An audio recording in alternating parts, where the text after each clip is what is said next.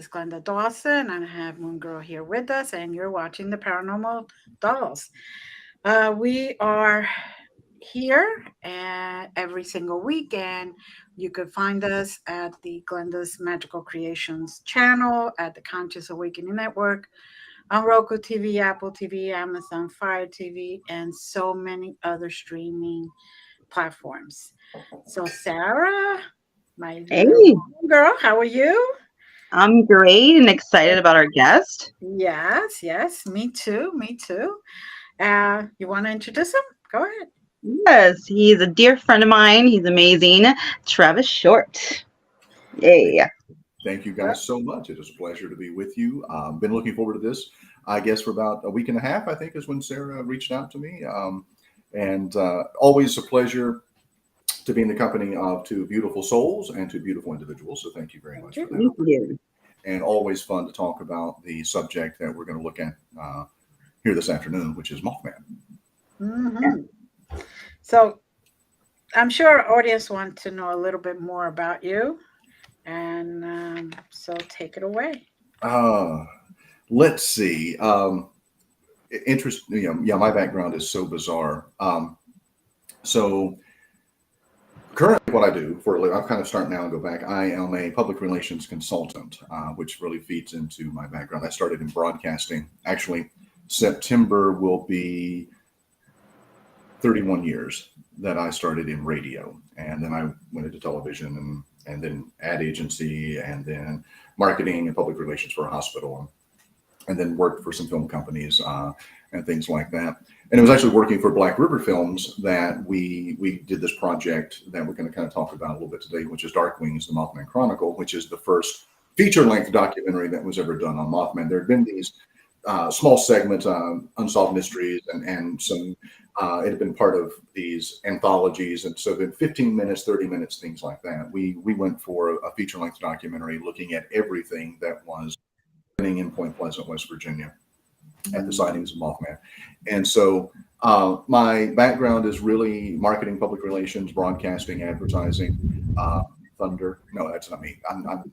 So I wish I could be. I wish I were Thor, the god of thunder. That would work, but that one I can't. I can't do that one. Um, so also trained early on and served as a minister, as a Southern Baptist pastor for a while. And in doing that, I also did chaplain work with the sheriff's department and hospice. And so really had a lot of interactions with individuals who were near death, dying, a lot of spiritual counseling and things like that. And so a lot of that I brought to the table when we were doing this documentary on Mothman, because there were so many things that were taking place there in Point Pleasant in the 60s and continuing today and other locations around the world that where these winged entities have been sighted. Right now, kind of where I am in my life, I'm still doing the PR consulting. I've got some clients. Got a film company in LA I work with. I've got a political client in Texas I'm working with. I've got two nonprofits in the state of Kentucky that I handle. So I stay busy doing that. I'm also a full-time graduate student at East Tennessee State University, working on my master's in brand and media strategy.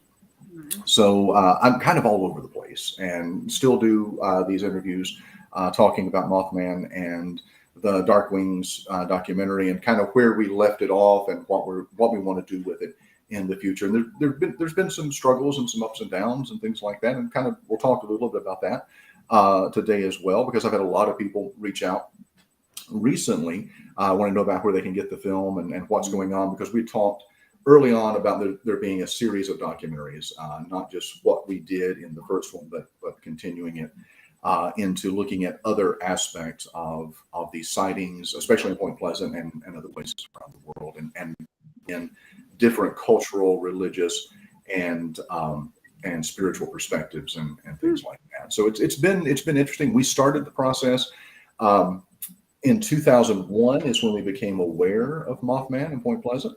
We started the documentary in 2003. It took us 6 years to finish it. It was privately funded through myself, Charlie McCracken, and Matthew Fleming, who was the co-producer and one of the researchers. He and I did the bulk of the research. I wrote the script. I hosted the documentary. Charlie directed and shot it. But we funded it out of pocket.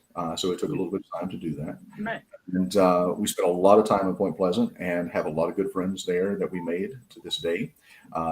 And funny story, I went back for the first time. Last time I was there was 2009.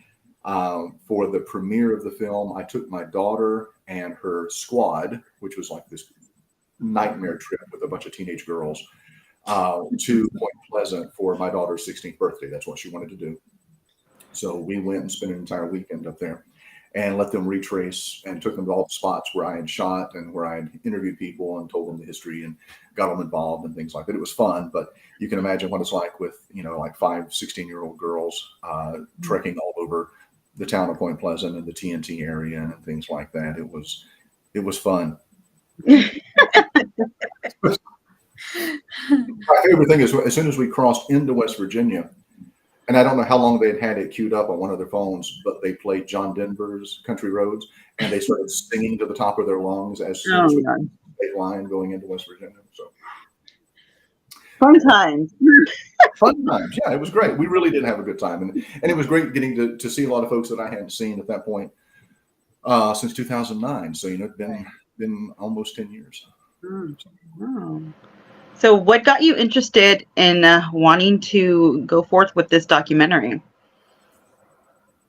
By the way, the coffee cup is Mothman. You can pick these up at the Mothman Museum in Point Pleasant, West Virginia. Jeff Walmsley, good friend of mine, runs the museum and is also the person who established, one of the individuals that established the Mothman Festival, which will be taking place in September, by the way. And I tell everybody this: if you want a fun road trip for a weekend, really inexpensive, go to Point Pleasant for the Mothman Festival. Everything is free. The only thing that you actually have to pay to do there is the hayride through the TNT area. Everything else is entirely free. It's just basically a street fair. Right. And it's just We gotta head out there, Glenda. It is. Hey, if you guys go in September, I'll be more than happy to meet you and give you firsthand tour of the area and things like that. It's a really fun experience. So we became aware of Mothman. When I say we, that was Charlie McCracken and myself. And Charlie and I had been good friends and business partners for many years. We met. I was a student at Mountain Empire Community College in Big Stone Gap, Virginia, and Charlie, at the time, was working for the Virginia Foundation for Arts and Humanity, which was based in Charlottesville, Virginia, at the University of Virginia. And he was doing a set of documentaries, oral tradition in the Appalachian Mountains. So he was going and videoing individuals who had stories to tell about the early days in the coal camps of Virginia, and getting that recorded and then submitted to the archive so that it was there. So he and I met in that kind of context. That would have been 93. And became just really good friends. And then a couple of years later, we began working for the same company. Didn't know it. I had been brought in to head up the sales division. He'd been brought in to head up the creative division. So we both ended up working together in that capacity. And our friendship and business partner relationship lasted from 1993 until about 2013. We had a little bit of a falling out in 2013, which is why the documentary film itself has not been available for a little while, because he owned the rights to the footage, but I owned the rights to the script and everything else that had been done. So we had this little bit of a falling out. And unfortunately, Charlie passed away in 2019. So when he passed away, luckily, and I'm very thankful, we at least had started talking again, and we've been able to kind of mend that falling out that we had had. But when he passed away, everything reverted back to me. So I now have the footage. I have the finished documentary. I have all of the footage that we shot. And what we shot literally was 6 years worth of shooting. We were doing recreations, interviews, things like that. But he and I at the time were managing an advertising agency, and we were in Las Vegas because we had an office in Las Vegas. We had an office in Virginia. And I love Vegas. I really do. I mean, it feeds into my Rat Pack, Dean Martin, Frank Sinatra persona that I love and have. But we would be out there for like 14 days straight. And Vegas is one of those places, at least for me, after about 7 days, I've had my feel of the lights and the casinos and the late night dinners and things like that. So we would always drive out into the desert and find ghost towns, and we would just, find these really bizarre places and just walk around and clear our heads and things like that. on our very first trip to Vegas, which was in October of '99, we drove up. No, I'm sorry, it was October of 2000. We drove up to Rachel, Nevada, which is where Area 51 is. And while there, we picked up a book by Jerome Clark, and it was all of these stories from every state. So there were 50 states, 365 stories of oddities and paranormal activity and things like that. And one of the stories was about the Mothman sightings in Point Pleasant, West Virginia. And so we're driving back to Las Vegas. It's about a 90-minute drive. I'm driving, he's reading. We get to that and we realize, it's West Virginia. Well, we're in Virginia, and Virginia and West Virginia at one time were the same state. And so Charlie's favorite thing to do was to have road maps. This was before GPS and all of that. So he pulled out a road map, and he was looking while I'm driving, and we realized that where we live in Virginia and where the Mothman sightings took place were less than 3 hours apart. Wow.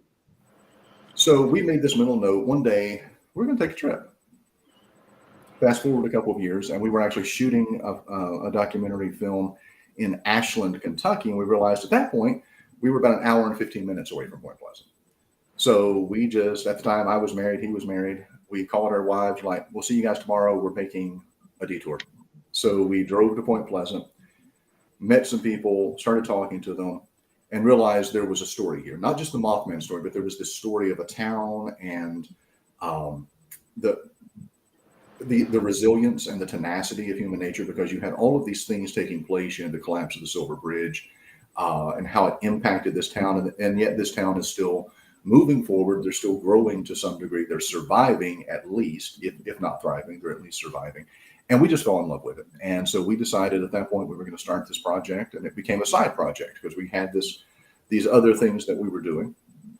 And then in 2003, we had sold the ad agency, negotiated that. We had nothing but time and a little bit of money on our hands. So it really became a passion. So it's like, we're going to focus on this. We haven't done anything creative for ourselves in a very long time. So let's jump into this and let's make this our project. And we've got Matthew involved. And Matthew's actually my cousin. And so he's big into cryptids. His thing is Bigfoot. He's a big Sasquatch, Bigfoot enthusiast. But he really got involved in the Mothman as well. So we really started jumping into this and scheduling interviews and trying to get some of the original eyewitnesses and doing recreations and a lot of CGI. And it's really fun when you watch documentaries and you see some of these productions and you're like, wow, that's so much work all these people have done. Well, it's really a lot of work when there's only 3 of you doing it. When you've got 3 of you researching and writing and hosting and doing the CGI and reshoots and all of that, it really becomes this endeavor of love. And literally, I can say that I poured my heart, blood, soul, tears, marriage, a couple of different things all went into this documentary, and not all of it came out. So it's not sure I came out whole, but it was a fun endeavor. And like I said, it started spurring these other questions. And that's one of the things I love about the paranormal is I don't really think we're ever going to find an answer, but it really, every time we think we're finding an answer, what we really do is find more questions to ask. Yeah, absolutely. And for me, that's the journey. I want to keep asking those questions. I want to keep digging deeper. And I've got a good friend and a client in Ohio, Lee Allen, and his wife, Patty, and they've got a paranormal investigation team that I do a lot of work with. And their slogan is always keep looking into the unknown. And I think that is something that is very, very true in this field. I don't think we're ever going to get any of those answers, not right now. I think at some point there's going to be this moment where all that becomes very clear to us when we become one with the universe or a force or whatever your particular worldview is. Then I think all things will become known. But I think part of what makes us human is curiosity, wanting to ask questions, wanting to understand, wanting to know. What makes us intelligent human beings is if we're willing to actually ask the question and wait for an answer, but not expect one based on our own perspective and our own prejudices. And that was very interesting going in, because when we went into Mothman, each of us had a very different perspective of what we were looking at. So Charlie went in with a very, very supernatural kind of perspective. Matthew, he's a special investigator with, well, anyway, we'll say special investigator. He's law enforcement. We'll leave it at that. But his background is environmental science, so he went in looking at it from almost a mutation standpoint. What could have happened at the TNT area with all of the chemicals that have been stored there during World War II. And I went in having the background of religion and Christianity and spirituality with a very spiritual perspective, and going in thinking, are we dealing with something that is demonic in nature? Are we looking at something that could be very, very evil and very, very malevolent? And so we went in with these perspectives, and then what we came out with was absolutely no answer whatsoever, and even more questions than when we went in, which is one of the things I loved about the whole process. Sounds like you guys had a lot of fun doing it. We did. We had a lot of interesting experiences too. We never saw Mothman, and that's one of the questions I always get. Did you ever see him? No, we never did. Yeah. But we did have a lot of interesting experiences. Point Pleasant is a very interesting place. It's actually situated at the joining of the Ohio River and the Kanawha River, and which is actually where the point comes from. It's the point where those two waters meet. And as you, both of you, I'm preaching to the choir here, the convergence of two strong bodies of water typically create a lot of supernatural phenomena. Right. And open a lot of energy. So in Point Pleasant, you had Mothman, you had UFO sightings, there were men in black, there were poltergeist activity, there were haunted houses, there was cattle mutilation, animal mutilation, occult activity. It was like in this little town of 5,000 people, you had every possible supernatural paranormal occurrence that you could think of, all going on right there. And actually, John Keel, who wrote the Mothman Prophecies, went to Point Pleasant not to investigate Mothman, but he actually went to investigate UFO sightings. That's what took him there. So while we were there, we came upon this. We had seen it every trip because the TNT, which is where the Mothman sightings took place in '66, is about 10 miles north of Point Pleasant, and it's a huge, massive footprint of. It's now the McClintock Wildlife Preserve. So some people camp there. There's some fishing and things like that. It's just this huge area that is kind of undisturbed. But in the 40s, it had been an actual military installation in Point Pleasant. And for the manufacturing, this is fun because I had to learn to say this word over and over again. Trinitrotoluene. You know how much fun it is to try to say that? I like calling TNT. That's the abbreviation. But they manufactured it. They stored it there. There's these igloos that store all kinds of chemicals and explosives.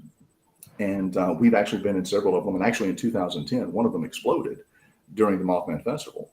It's still very dangerous to go out there.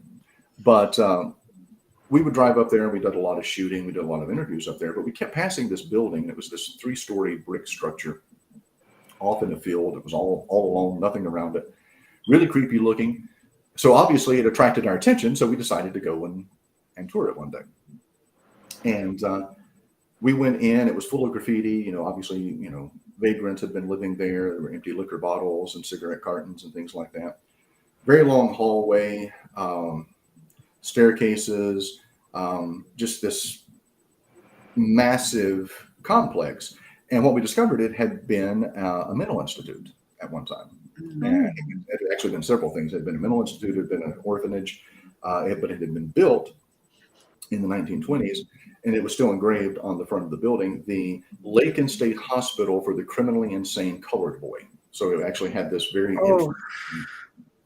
interesting history for how it had been built. And then it had become a mental institute, then it had become an orphanage, and then it had been shut down. The most active haunted location that I've ever been in. Doors would open and close by themselves. You could hear screams. You would hear footsteps.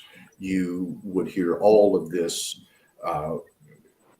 just white noise around you, cold spots, gray shadow people. And that's just on the first floor. And then you would go up And it was just, it was bizarre. And so we went there several times. And actually, we're working on a separate documentary for it. When we went back in 2009, we drove out to see it, totally gone. The building was gone. And you guys are well aware, if you tear down a building, there's always like some footprint. There's something that it's been there. We had seen it in 2008. Mm-hmm. It was not there in 2009. There was nothing in this field to ever let you think that anything had stood there. There was no footprint whatsoever that a building had been there, that anything, it was just pristine, covered over, totally done away with. But as we started researching it, it was actually on the registry in the state of West Virginia is one of the most haunted locations. And had just a horrible history. When it was an orphanage, they actually were doing unsanctioned ice pick lobotomies on the children, and a bunch of the children were dying. And so they were burying them in unmarked graves on the property. And that's what we picked up on a couple of videos when we were there, were children screaming. We heard women screaming. We heard pain. We heard anguish. It was, at the time when we were doing it, it was kind of fun. And it was interesting and it was intriguing. And then it just became very depressing, and it began sucking the life of all of us. That had really started taking its toll on each of us. But, and then we heard some things. We were in the TNT area one day. It was in July, August, very hot. Point Pleasant's a lot like New Orleans. It's a river town, so it's very humid. It's very hot. Windows were rolled up. Air conditioner was going. We're at the very heart of the TNT area, and we're at a three-way stop. And we're sitting there waiting on a car to pass, and then all of a sudden there's this sound. And the only way I can describe it is it was a cross between a human scream, a lion roaring, a bear growling. It was just this otherworldly sound that literally caused the windows in the SUV that we were in to shake. Wow. And the three of us looked at each other, and we were kind of trying to ascertain, did we all hear that? Or, and we did. All three of us heard the same thing. And we looked at each other, and there was total silence, and we just turned the vehicle around, and we drove back into town. And we immediately went to the liquor store, and we bought the largest bottle of scotch that they had. And we went back to our room, and we just drank, and we talked about what we had heard, what we thought we had heard, right, how it affected us, how it impacted us, and what that meant, and how that was going to come into play while we were doing this documentary. So a lot of fun experiences while we were there. As I said, a lot of great friends, Jeff Wamsley, Carolyn Harris, who had Harris's Steakhouse, which in the Mothman movie, the Mothman Prophecies with Richard Gere and Laura Linney, it's the restaurant that he's in when he's watching the news story about the airplane crash and all of that. That's patterned after Harris's Steakhouse. Carolyn passed away, I want to say 2016 or 2017, she passed away. But was one of those individuals from Point Pleasant who had been totally and personally impacted by the collapse of the Silver Bridge, because her son and husband were on the bridge when it collapsed, and they were two of them that lost their lives. And so for us, that was really the compelling piece to the story. Yes, the supernatural is fun, and the paranormal, and this whole, is Mothman encrypted? Is it interdimensional? Is it demonic? Is it a spiritual being? What is Mothman? But what really began selling us on this whole story was the people, the human side of the story. Because if you look at the smaller pieces that have been done on Mothman, they focus on that, the sensational, supernatural, paranormal side of it. They don't really delve into how did it impact the people that lost loved ones in the collapse. How did it impact the people who had these sightings? Nobody followed them months and years down the road to see how this impacted them. By the way, it impacted them very negatively. There was nothing positive that anybody ever had happened to them after the sightings of Mothman. So we wanted to really delve into it and look at that, and then also look at it from an economic standpoint of when the bridge collapsed, what did that do to this town of Point Pleasant? So there's kind of three components to the documentary film. There's the supernatural, the paranormal, which obviously is the fun angle. That's the book. There's what impacted the individuals' lives on a daily basis, and then in the future. 40, 50 years down the road, what was this doing to their lives? And then the third part of it was, what did it do to the town? And that's not often looked at, because you have really in the U.S. you've got two towns in particular that have had supernatural events. Roswell being one of them with the UFO crash in 1957, Kecksburg, Pennsylvania being the other in the 60s with the crash of the craft there. And if you look at both of those towns, what happened is they were divided. There was a group of people that said, yes, it happened. There was a group of people that said, no, it did not happen. And the same thing was true in Point Pleasant. And that was what we found very interesting. And on our very first trip to Point Pleasant, we stopped at the Mason County Tourism Office and to try to get some information. And the girl that was working behind the desk that morning, she laughed at us when we asked about Mothman. She goes, we don't talk about that here. She goes, but if you want to find out there's some crazy people on Main Street, you should go talk to them. And that was exactly what she told us. So, being interested, we went to talk to crazy people. That's where I'm going to go. I mean, I want to go talk to our the people. Yes. Exactly. We got to stick together. So Absolutely. we went and started talking to Jeff Walmsley and Carolyn Harris and Charles Humphreys, who was over economic development. And those people were embracing Mothman. And this was, at this point, this would have been early 2003. And this would just have been 2 years after they had started the Mothman Festival, because the very first festival had been held in September of 2001, just after 9/11. So they did the first festival, September 2001. And it would, like any small town that was trying to get something started, they were met with resistance and things like that. It was grown. And the last time that we attended in September of 2009, there was about 10,000 people that had come from all over the world. You go to this festival, you're going to meet people from Australia, from Germany, from the UK, from Mexico, from Spain. I mean, they come from all over the world to have their picture taken with the Mothman statue, to go to the museum, to go. That's on the bucket list, Glenda. I need a picture with the damn statue. I was so jelly when I see him with the statue. I'm so jelly. I was like, I need a picture with the Mothman statue. It is a beautiful piece of design. It really is. And this is one of those. It was a point of contention. It's a beautiful piece of design and an interpretation. It does not fit the eyewitness sightings, and none of them do. Nobody ever actually has done any type of depiction that was true to Linda Scarberry and the early eyewitnesses' accounts.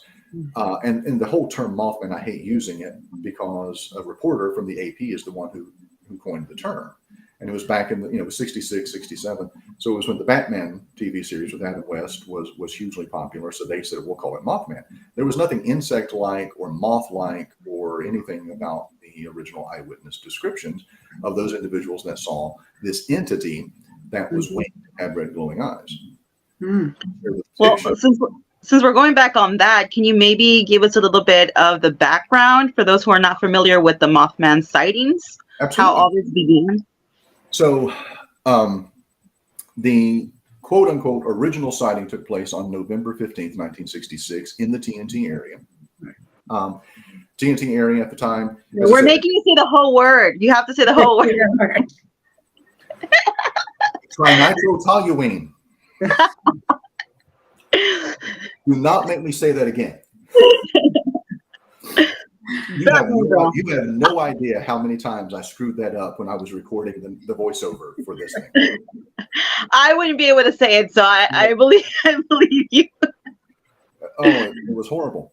But in the 40s, it had been this military installation where they were manufacturing trinitrotoluene. There's your second one. And storing it in these igloos. By the 60s, it was totally abandoned. It had been reclaimed by nature. And it was now the site of the Mason County Fairgrounds. Okay. It is also, if anybody that watches and listens is familiar with Virginia, West Virginia, Kentucky, Tennessee, we're mountain states. So there's a lot of curvy roads, a lot of winding country roads, things like that. That's true in Point Pleasant. There's like one straight stretch of road, and that's in the TNT area. And that's where the teenagers would go hot rod race. They would get out there and they would race. And that was actually why Linda Scarberry and her husband Roger and another couple, the Millettes, were out there. They were a teenage couple. They were out parking, making out, racing cars, things like that. That night, they witness what has become known as Mothman. Again, November 15th, 1966. Linda Scarberry was the first one to make a report to the Mason County Sheriff's Department. What she described was a very slender but muscular man, 7 to 9 feet tall, ashen in color, red glowing eyes, and what appeared to be angel wings protruding from his back. Okay. And he was caught in a wire from the abandoned power plant. There was a north power plant and a south power plant. They were the north power plant. His wing was caught in one of these wires, and they were watching it struggle to get itself loose. They were terrified. They were in a 57 Chevy that belonged to Roger. They immediately left the TNT and drove back to Point Pleasant, again, 10 miles away. They were driving south, and they were doing in excess of 100 miles an hour. And this entity, this winged entity, was chasing them. It was flying after them. And they were, it was scratching at the 57 Chevy, by the way, which as a lover of classic cars, I find appalling. And that this entity would scratch up a 57 Chevy. But it did. It scratched up Roger's 57 Chevy. They got back to town. They made their police report. Now, they had also, on the drive back to Point Pleasant, saw the carcass of a large dog on the side of the road. And that's important because while the original eyewitness reports are November 15th of 66, there was an event that occurred on November 14th of 66 in a neighboring town. Local farmer Merle Partridge lost his German Shepherd dog. There was something in the field, red glowing orbs that the dog had seen, and the dog immediately went and chased it. The dog's name was Bandit. Bandit was never seen again. So there's a connection between some Mothman investigators that what the Millettes and the Scarberries saw on the side of the road could have possibly been the carcass of Bandit that had gone chasing what turned out to be this winged entity. Now, I'll come back to that in a second because I was the presenter at the Mothman Festival from 2004 to 2009, and I was the first to actually posit a theory that there were more than just one winged entity that was being seen, because there were multiple accounts, over 100, many times coming into the police departments at the same time from different locations. But so I think what was happening there was a manifestation of some sort of these winged entities, not just one, but multiples. And this continued. These sightings continued for 13 months. A lot of people pay a lot, people into numerology and things like that focus on the 13. November 15th, 66, December 15th of 67 is when the sightings supposedly stopped in Point Pleasant. What happened on December 15th of 67 was the Silver Bridge, which connected Point Pleasant, West Virginia, and Gallipolis, Ohio, which is directly across the Ohio River. It's about a 2-mile bridge that spanned the Ohio River. At 5 o'clock on the 15th of December 1967, the stoplights on both ends of the bridge stopped working, and they stopped on red. So you had both lanes of the bridge piled with cars. Again, right before Christmas, people were doing their Christmas shopping. They were going to eat. It was into the workday. The bridge was packed. There were 46 lives that were lost on that one day. The bridge collapsed. Individuals were dropped into the cold December waters of the Ohio River. 46 people died. There were 2 bodies that were never found. That collapse is what really brought international spotlight onto Point Pleasant, and is what actually brought Mothman international recognition, because people started tying Mothman, the sightings, with the collapse of the bridge, and then the UFO sightings, and then people had seen men in black, and all of these different things happening. We actually spent a lot of time in the morgue of the local newspaper. The bridge collapsed December 15th of 67. One of the last funerals, because they kept dragging bodies from the river. They dragged bodies from the river for over 6 months. Last funeral wasn't until the summer of 1968. Hmm. This town was thrust into the international media. There were stories in Japan. There were stories in the UK. It was everywhere, Australia. It actually spurred an entire governmental inspection of every bridge in the United States.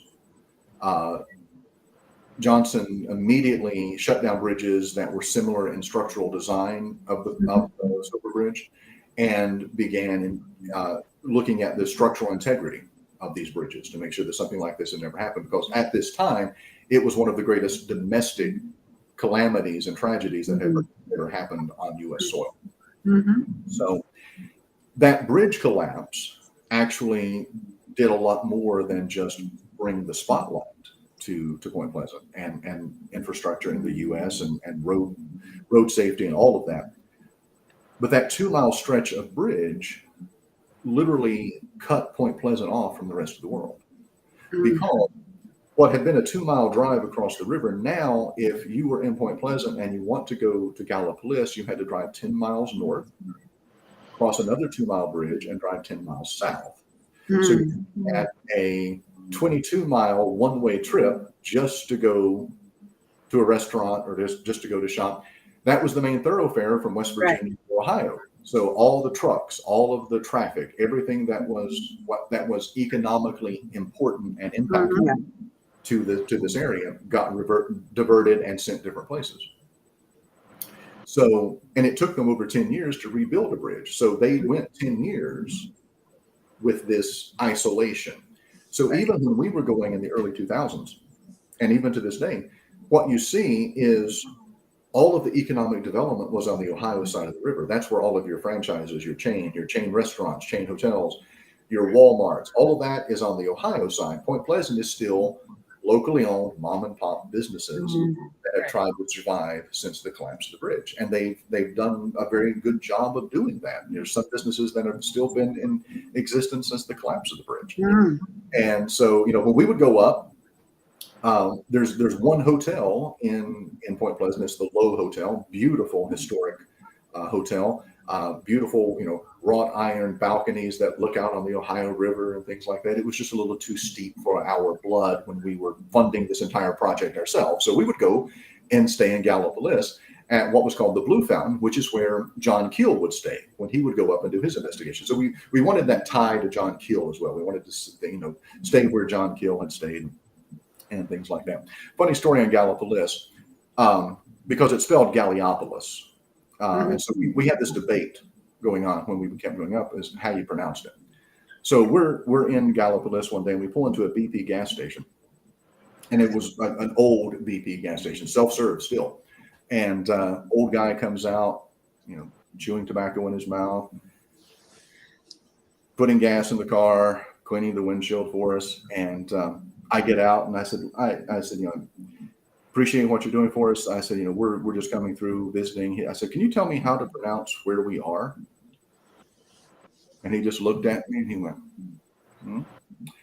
BP.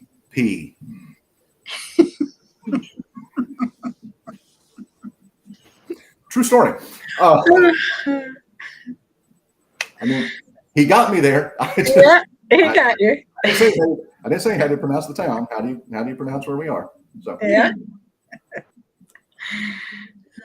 But that started everything. Now, there are stories going back to the early 60s of individuals that saw winged entities as well. There was a mother and her son on a neighboring farm in Point Pleasant that saw what the son described as an angel in their barn.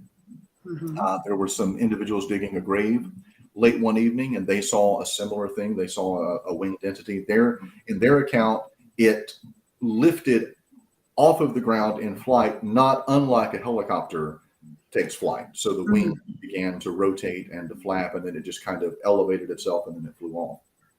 So there's some very interesting stories that predate the original sighting, but it was the Scarberry Millette sighting that really set things off there in 1966 and 1967. So you now have basically the whole all the rights to it. I do, yes. And what do you plan to do with it? I'm just going to stick it on the shelf. No, Wow. I'm kidding. I'm kidding. Like, no, you can't. No. Yeah. So the plan has been Matthew and I, of course, as I mentioned, he's my cousin, and we grew up together, and he and I actually played golf last week, and we had a very long conversation on the golf course. The plan is to it's kind of a tiered process. What we want to do is make the original documentary available for individuals to see as it was released Right. at the Mothman Festival in 2009. And we had a very successful run there. We did a great premiere at the theater there on Main Street. And it was actually supposed to be one showing on a Thursday night. It turned into 2 showings on Thursday, 2 showings on Friday, and 2 showings on Saturday. And then we ended up doing another premiere in Virginia. A friend of ours owns a series of theaters, and he let us do the premiere there. Point Pleasant was fun because we did the red carpet thing. Everybody dressed up. There was the after party. It was just this nice to do and things like that. So the plan is to take that original documentary, make it available again, because like I said, it's not been available since, I'm going to say probably 2012, 2013. A lot of people ordered, a lot of people got copies, a lot of people want copies. We just haven't been able to do that. So now that we've got the original documentary back, I've been looking at companies that can mass produce it and the DVD covers and cases and things like that. So the plan is to make it available. That's phase 1. Phase 2 is to create a newer version of the documentary that would actually include a tribute to Charlie McCracken. As I mentioned, Charlie passed away in 2019. So what I want is release the documentary as it was, but with additional footage, behind the scenes, a lot of pictures. There's outtakes. Right. Me trying to say trying and then cussing when I can't get it right. Screwing up on camera stuff, we want to include all of those kind of bonus special features in. And then the third phase is to actually move forward with the sequel, which had been in the works in 2009 and 2010. And that was to actually take the presentation that I did at the festival, which was looking at Mothman through a different lens, from a spiritual and religious perspective, but not any one religious perspective, looking at it from more of a cultural standpoint. Because winged entities exist in every culture across the globe. Looking at what that means, and bringing in shamans, bringing in imams, bringing in Catholic priests, bringing in rabbis, we're available. Bringing in everybody, and making part of the documentary more of this, kind of an ancient aliens approach of interviewing people, getting perspectives, and bringing those views together. And so that was the next phase of doing that. See, and we've even talked about going back, because originally the original cut of the documentary was over 4 hours long. Oof. And when Charlie and Matthew and I were looking at it for the first time, I'm like, we are not Peter Jackson. This is not Lord of the Rings. We cannot do a 4 hour. Nobody's going to sit through. I mean, if we want to cut it up and make it into a series, I mean, that's nobody's going to sit for 4.5 hours. So we cut it, and we kept cutting and cutting and cutting, and we finally got it to a manageable. I think it's like 75 minutes, which puts it right in the feature length category. So we finally got but you can imagine going from 4.5 hours to 1 hour and 15 minutes. A lot of stuff that didn't get put into a lot that got on the cutting room floor. So the other idea was to also do a director's cut and the special features and show the documentary the way that if in a perfect world, the way it would have aired, the way that everybody would see it. So that's kind of what we're moving towards right now. We've also, because there's a Facebook page for Dark Wings, there's a website which I'm in the process of updating and trying to get it back up and running. So the idea is we're coming upon November 15th, and December 15th is going to be the anniversary of the sightings and the collapse of the bridge. So I'm hoping to have at least one of those phases completed by that time period, so that people can start ordering the documentary and also, again, paying tribute to Charlie McCracken. That was one of the things I've already spoken with his widow. You know, a portion of everything that comes in from this point on is going to go to her and to his kids to help them and just to just to continue that friendship and that partnership that started at, right now 30 years ago. Mm. So it sounds like you are back on in a perfect time schedule, because if you could get it back up on those days or in between, or That's the plan. We'll see. I had a little bit of a setback this past spring. I had some health problems myself, so I kind of was out of commission for about 3 months. So just now kind of getting back into a working groove and seeing things kind of fall into place the way that they need to be. Mm-hmm. I hate when I'm not in control of things. And I ended up not being in control for about 3 months. Well, truthfully, we're really not in control of anything. We just think we are. This is true. But I like lying to myself. So. There you go. Tell me lies. Tell me sweet little lies. Exactly. So there's so much about Mothman. There's a Native American tie. Chief Cornstalk supposedly put a curse on the entire area. That's a whole segment digging into and unboxing all of that. The other thing that's really interesting is when you look at Cornstalk's curse, and you map out all the tragedies that have taken place in the town of Point Pleasant or around it. I mean, it's absolutely. And we do a timeline of the documentary. We start with the curse and we go forward all the way through, actually 2001, because we found something that was really, really interesting. The flight that flew into the Pentagon on 9/11. Right. In our research, we found FAA flight path maps. That flight was overtaken directly above Point Pleasant, West Virginia. That's where they make their turn and then fly back into the Pentagon. Wow. That's interesting. So there's all of these just really, really intricate details. Charles Manson stayed in an orphanage in Point Pleasant when he was young and had been abandoned. So there's all these just really weird back to Point Pleasant. I was in when we had just started working at the documentary, and I was actually the director of business development for a home health and a hospice agency at the time. And I was at a healthcare conference in Richmond, Virginia, and we got paired up.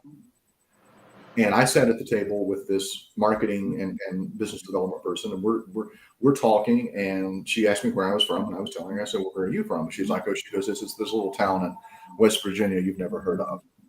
I said, "Well, try me." And she's like, "It's Point Pleasant." And I'm like, "You've got to be kidding me." And she's like, "Yeah." And I told her the story. She's like, "My parents saw the Mothman back in the 60s. She's like, and so it's been this really kind of bizarre 6 degrees of separation since we went there. I was when I was a minister, I was at an ecumenical conference in northeastern West Virginia, up near Pennsylvania, and was sitting next to this Episcopal priest. And we're talking, and something came up about Point Pleasant, and his dad had been the civil engineer that had been called in to deal with the collapse of the Silver Bridge. Wow. And his dad was also supposed to have been on the airplane that the Marshall University football team was on that crashed and everyone died. His dad's luggage, he had one of the rolling suitcases, and the handle broke and his suitcase fell and everything fell, and his dad missed that flight. He said, otherwise my dad would have been on that flight. He said, so he had 2 ties to Point Pleasant, West Virginia, in that area. So it's been this, like I said, very, very interesting journey that is now on its 20th year. We started in 2003 working on this. So I've been talking about Mothman, researching Mothman. Lon Strickler, a very good friend of mine, very big in the cryptid world, Phantoms and Monsters Radio, Phantoms and Monster website. He has been tracking winged entities in the Chicago O'Hare Airport area for about the past decade, and he's got hundreds and hundreds of sightings that have been going on there in that area since about 2014. So, in your personal opinion, what do you think the Mothman really is? Because there's just so many. You can go so many directions with this. Putting you on the spot. Oh, if you had asked me that question 20 years ago, I would say demonic, based on the eyewitness accounts and things like that. I am the first to admit that I like to think I've evolved. I like to think I keep an open mind. I'm not so sure that that's the case. I think what we're dealing with here is something not of this world. First of all, it is, I believe, a higher dimensional existence, dimensional entity. One of the things that and I was guilty of this, going off of the one main physical description, the red eyes. Red. When we hear red eyes, we automatically go demonic. It has to be evil, and that is just that's our lens that we're focusing through. That's the way we've been taught. That's the way every horror film. The bad guy, the demon, the red eyes, things like that. A lot of these entities that are being seen now, some have glowing blue eyes, some have glowing green eyes, yellow eyes.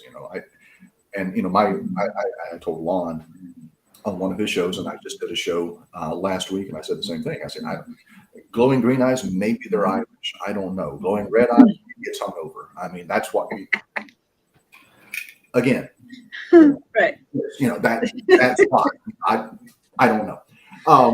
Maybe the color of the eyes, for these beings is the same as skin color for human beings. Maybe it's their tribe, their ethnicity, their genus, ever how you want to do it. Maybe that's what differentiates them. I think what we're dealing with, and actually, I did have the distinct privilege of interviewing John Keel twice when we were doing the documentary. And Keel was one of the first to say, when he started out, he thought it was extraterrestrial. What he ended up thinking was, his term was ultra-terrestrial, that it was something that coexisted on this plane, but that only certain individuals could see it. And again, that was one of the things that I found very interesting about Mothman, is that when you start looking at supernatural and paranormal activity, almost every other occurrence, Loch Ness Monster, UFOs, poltergeist, Bigfoot, there's pictures. As out of focus and as crappy as they may be, there's something. There's footprints. There's all those things. Only recently have there started being images of these winged entities. Right. Point Pleasant was very, very unique in that everything about it was just the word of mouth, just the eyewitness reports. There was no photograph, there was no video footage, there was nothing like that. These were just people coming forward. And I will have to say this, those people that were coming forward, yes, you had the 4 teenagers, but the other eyewitnesses were doctors, they were lawyers, they were police officers, they were school teachers, they were people in the community that had a standing and had credibility and had recognition. And they were all seeing the same thing. Like I said, over 100 eyewitness reports from multiple counties, some of them coming in at the same time. So you really have to take those eyewitness reports and those accounts, and you have to really give some credence to them. You have to, even if you take it with a grain of salt, you have to take it with a grain of say these are not people. And this, I will say this too, and I know we're running out of time, and I apologize. Right? When I start talking Mothman, though, I could go on for 2 hours or 3 hours, or obviously that's why we want you. Obviously, we want you to talk. Based on the original cut of the documentary. You look at these individuals that had these sightings, and when we came to them to get their stories, they didn't want to talk about it. They weren't ready to jump in front of a camera and tell their story. As a matter of fact, Roger Scarberry, Linda's husband, and both of them have since passed. I think Roger passed. I said that, and then I have to double. Now I'm double guessing myself. I know Linda did because I got the phone call the morning that she passed, and I'm pretty sure that Roger has. We actually begged Roger to let us come and film his testimony of the eyewitness, and we told him we would even leave the tape with him. We would leave the film. but we thought it was important that his version of the account be documented and that he could do with what he wanted. Mhm. He wanted to do it, and he flat out refused. He would not go on camera and talk about it. It took us 3 to 4 months to get Linda Scarberry to even come on camera and tell her story.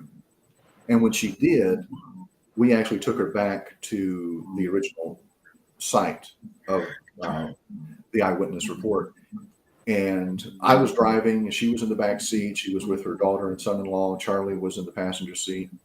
And I watched her literally just kind of go from this, adult woman sitting upright to slowly leaning down and holding herself and being terrified. And then when we got to the first sighting, we had to coax her out of the car. She was crying. She was shivering. And there's actually a scene in the documentary where Charlie shot me and her just walking in the perimeter of what's now the county fairgrounds. And what I'm doing is she and I are just talking about nothing. I'm just trying to get her to open back up and just become comfortable again. And then we get her on camera giving her story. But it took that shoot in and of itself, that interview probably took 2-3 hours just to get her comfortable talking about what she saw again. What these people saw impacted them permanently, and it impacted them in a very negative way. Most of them had failed marriages multiple times, drug addiction, alcoholism, all of these things that impacted their lives after this event. And those were things that had not been evident in their life prior to that. So there's all of these different facets and different angles of looking at the story of Mothman, especially there in Point Pleasant. And then there's been sightings of these winged entities, Chernobyl, World Trade Center, 9/11, collapse of a bridge in the Midwest. Again, like I said, in Wise County, Texas. We were actually following that story very closely when we shot the documentary because we were intrigued because Wise County, Texas had been having a lot of natural disasters, a lot of fires, a lot of things like that. But it's also the home of Aurora, Texas, which is where many say the very first UFO crash took place in 1897, 50 years ago. So there's, again, this tie to that. So when you start getting into the Mothman lore and mythology, there are so many roads you can go down. A lot of rabbit holes. A lot of rabbit holes, yes. Well, thank you, Travis. It's been a pleasure. We definitely have to have you back. Yeah. And we'll leave you alone for a little bit so you could get going on that project so that we could actually see it. Not a problem. I will do my best to get you guys a screening copy once I get everything finished. Ooh. Oh, yes. Yes, perfect. Thank you. But no, anytime that you would love to have me back, I am always available. It has been a great pleasure. And maybe we could even get Matthew to come on. I've been trying That'd to be awesome to have both of you. Yeah. get a different perspective because everybody's heard my stories for over Right. 20 years now. I've been doing it, and Matthew's done some interviews early on, but I talked to him on last week when we played golf, and he's all about telling his perspective, what it was like shooting the documentary, what it was like researching it.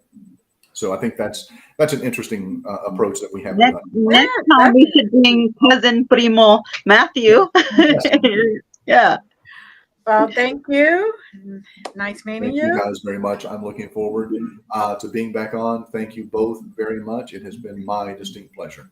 Same. Thank you, Moongirl. Thank you, our audience, following us. If you have any questions or any comments and you cannot reach Travis directly, you could always write to us and we'll send it to him for sure. Thank you. Many blessings. And again, we love you. Bye.